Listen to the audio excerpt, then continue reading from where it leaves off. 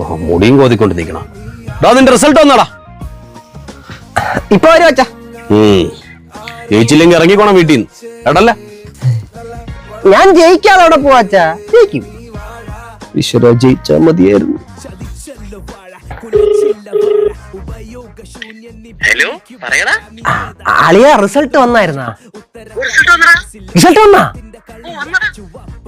നീ ജയിച്ചായിരുന്നാ? Full A പ്ലസാ?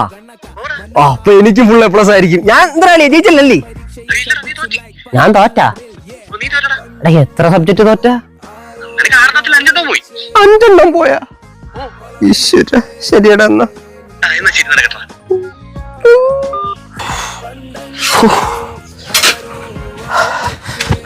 അച്ഛാ, നമ്മട്ടിങ് എടുത്താണ്.